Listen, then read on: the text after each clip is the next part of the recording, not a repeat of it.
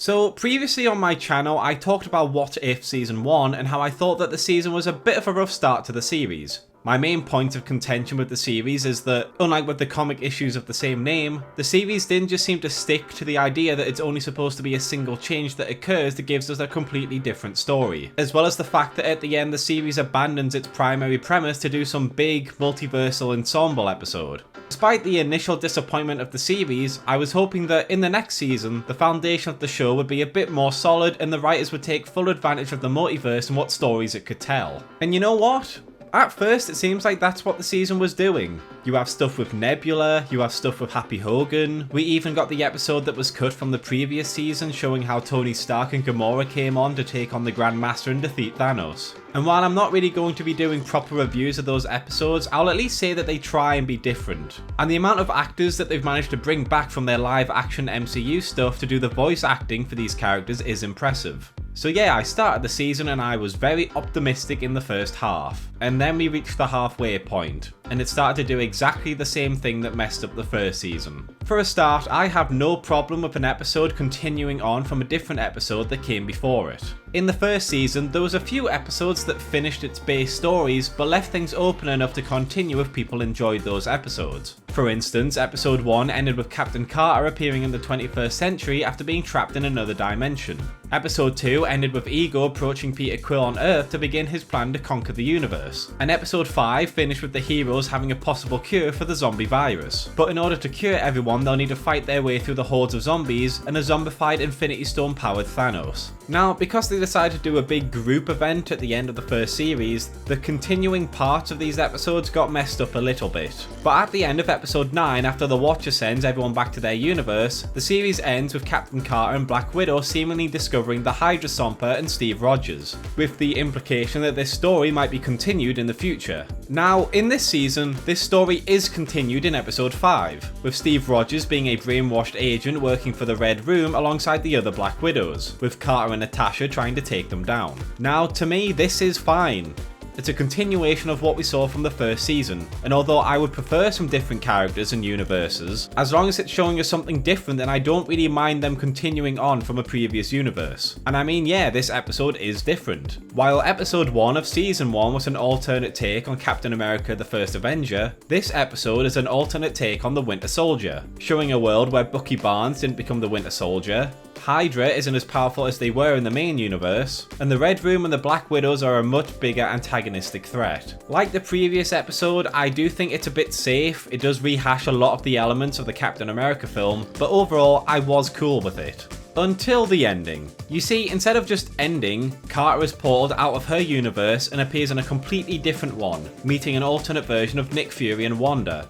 And once again, I knew that this was going to be a big multiversal threat thing because there's no way that they're going to have an episode end like this and then not show it at the end of the season. And so season 2 starts its descent into bullshittery once again. So we get to the next episode, which I was actually looking forward to, as it would be using the what if concept to the best of its ability and creating an entirely new hero for the audience to get to know. So in episode 6, the big change of this universe is that instead of defeating Sero and keeping Asgard safe, here, Sero was actually victorious and destroyed Asgard. So instead of Odin entrusting the Tesseract to a village on Earth under his protection, it ended up falling to Earth in a random part of North America. In the 15th century, when America was being explored and settled by European travellers, we see that the main protagonist, a Native American tribeswoman named Kahori, is being pursued by members of the Spanish Inquisition who are after the Fountain of Youth. And in an attempt to protect her brother, she is shot and falls into a pool of water. We discover that this pool has the Tesseract in it, and it sucks her away to an unknown place. In this realm, she discovers that there are many people who have ended up in the exact same place, giving them immortality and superpowers, although they are unable to get back through the portal and return home. As Kahori gets the grip of her powers, the Spanish invade, and she fights them off, brings the portal out of the sky and down to the ground, and they return home, destroying the rest of the Spanish and forcing a peace between her people and the Spanish. And you know, overall, I enjoyed seeing the spirituality of the Native American people mixed with the space magic of the MCU.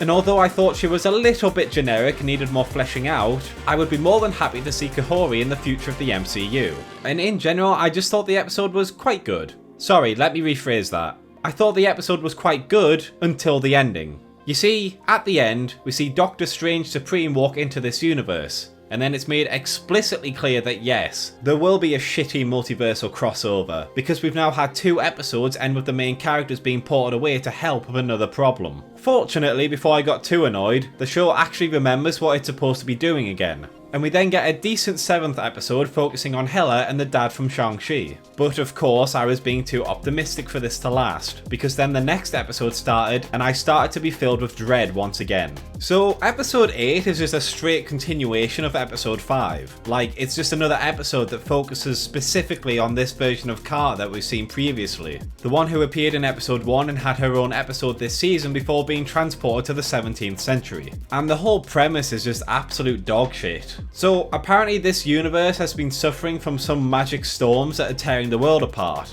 And out of all the people in the multiverse that could be used to try and stop this, they decided to get Captain Carter. Yes, because as we all know, when you think of an individual with high intelligence, a proficiency in technology, and having an extremely good understanding of magical anomalies, you think of Captain Carter. So in this universe, 2 separate time periods, 1602 and the 21st century, have been smashed together into this current universe. And the abnormalities of the 2 time periods being sucked together is what's tearing the world apart. Ignoring how Carter was supposed to help them with this, when she doesn't immediately fix the problem for them and more people start to disappear, King Thor's first instinct is to capture her for some reason, not try and help her, not send her back and get someone else. He just acts like a complete dumbass to drag the episode out, especially as Wanda should have already told him by now that there's another time traveling individual that's causing the time periods to get smashed together. Also now, apparently Carter is just some fucking divine being, because for absolutely no reason whatsoever, she can just talk and see the Watcher now. Like, seriously, she's just a mortal woman with the super soldier serum, and he makes it clear here that he's not trying to be seen or heard by her. So like, how can she just see across the multiverse now? So anyways, Carter learns that another person is trapped in time, someone they call the Forerunner. And so she tries to find him. Meeting Tony Stark, they realise that they need Thor's scepter to use its magic to locate the Forerunner and set things right. And so she sets off a chain of events that will get her the scepter. Using the scepter's power to harness the power of the energy that's making the storms, Carter discovers that the Forerunner is the time-displaced Steve Rogers, who accidentally damaged the Time Stone fighting Thanos, causing the times to get merged together. So they send Steve back and fix the timeline, and in the end Carter was able to save a universe that the Watcher could not. And then, once again, what happens? That's right, Doctor Strange Supreme shows up and takes her away. This is the 3rd time that this has happened this season, and it's happened to Carter twice. The showrunners behind this series need to be sectioned for fumbling this entire premise of a show this badly. And so we reach episode 9, the final episode. And you want to know how long it takes for the plot to kick in? Nearly 4 minutes into the episode. Do you want to know why? Because besides the 1-minute opening sequence, the opening of the episode is just the Watcher giving a recap on who Captain Carter is and who Strange Supreme are, and how they fought Infinity Ultron. I'm not kidding you, in what is supposed to be an anthology series showing self-contained stories, we are now having to watch a 3-minute recap just to understand what the plot of the final episode is going to be. So we finally get into the episode, and we discover that Strange is going around the different universes and capturing universe-destroying villains, saving billions across the multiverse.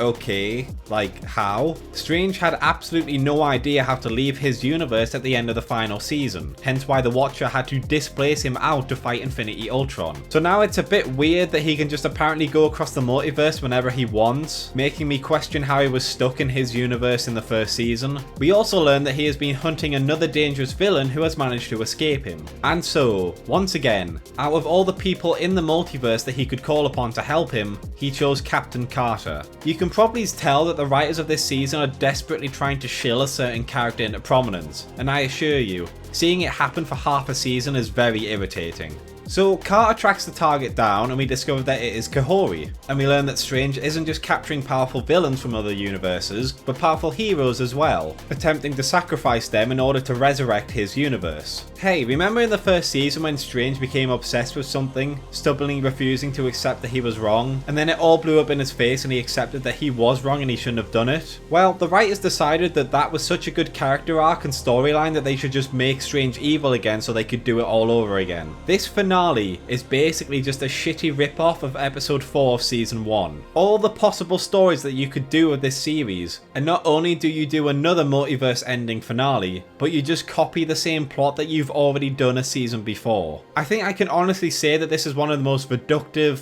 stagnant TV shows I've ever had the displeasure of watching. And the fact that the premise of this show is about the billions of possible stories that could be told throughout the multiverse is an irony that I cannot stop laughing at. So anyways, Carter, in a bid to stop Strange, releases all of the captured beings that he had imprisoned so that she and Kahori can destroy the Forge, the device that Strange is going to use to recreate his universe. Anyways, they end up versing off against the zombified Scarlet Witch and her zombie army, and I just cannot take this fight here seriously.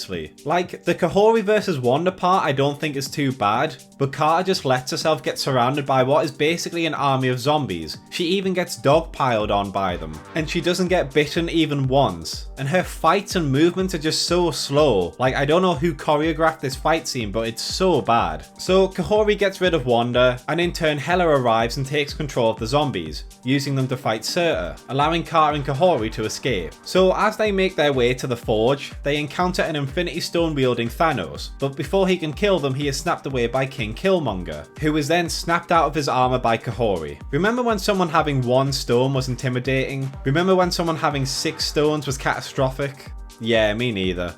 So Carter ends up taking the stones for herself, and I'm just sat here wondering what's the point? Kahori wiped out Killmonger in a second, and Strange is stronger than Kahori, so why do they act like getting the stones is anyway going to be helpful? Anyways, they get to the Forge and Strange starts to fight them, and you know what? It's a pretty decent fight scene, I'll give it that much at least. So they damage the Forge enough that Kahori tries to send all the people back home. Unfortunately, Strange is too powerful, but before these variants are fed to the Forge, they manage to give the duo some weapons to help them in their fight. How these weapons are stronger than the stones that can completely reshape the universe is beyond me. So they take the weapons and fight Strange, managing to send some of the variants back to their universes, and as they fight Strange he gets more and more demonic. Using the power of all the stones at once, Carter punches Strange so hard that at that point all of the demonic beings inhabiting his body are removed, loosening their bond and allowing Strange to sacrifice himself and throw himself into the Forge. This causes Strange's destroyed universe to be reborn, but it also means that Strange never existed in this time. Carter asks the Watcher if she can look at the multiverse before going home, with the Watcher granting her this wish as the episode ends.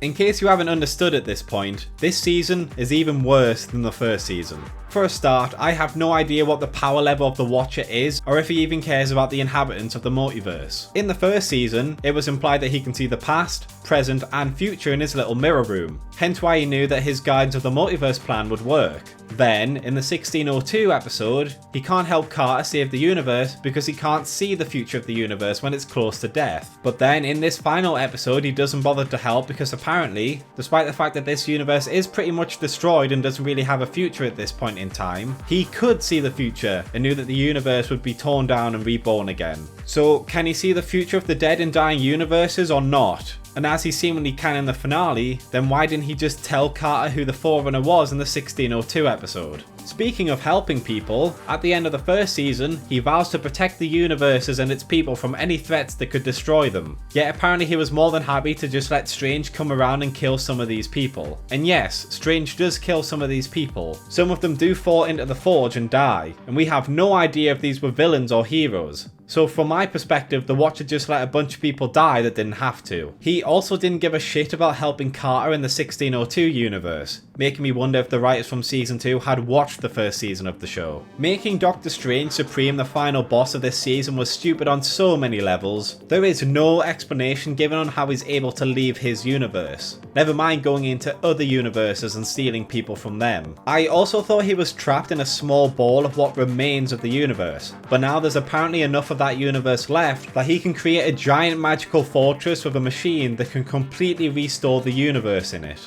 So they go through all these hoops just to get Strange as the big bad, and all they do is make him go through the exact same arc he did previously without bothering to show us how he fell back into villainy in the first place. Please, for the love of God, watch your own show. Speaking of dumb writers not bothering to do their homework on parts of the MCU, remember when Michael Waldron completely character assassinated Wanda in the Multiverse of Madness, turning her into a heartless monster obsessed with killing America Chavez so that she could go to a universe where her children exist? Well, why even bother going through all that effort, Wanda? Because as evident by your appearance in this season, you can just pull people throughout the multiverse whenever you want. You don't even need the Darkhold to do it, it's just apparently part of your normal power set which you could use to take your kids back. Which means that this series made an entire film and Wanda's death completely pointless. Finally, and I cannot stress this enough, please fucking stop with Captain Carter. I do not mind the idea of the character, and in future episodes if a version of her shows up, I don't mind that either.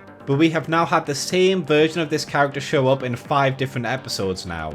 A quarter of What If has been dedicated to showing her and her story. Besides the Watcher, she's practically the closest thing we have to a main character. This is supposed to be an anthology series about the endless possibilities of the multiverse, so stop shoehorning in this fucking character into every single goddamn story. All you're doing is making me want to see Captain Carter less. I mean, if you like writing this character and want to do more stories with her, make a Captain Carter TV show. Give it a proper full-length series, that's fine. I know that they were going to do a similar thing with the T'Challa version of Star-Lord from episode 2 of season 1. I don't mind these ideas, but the amount of times that she's appeared in this TV show is just egregious at this point.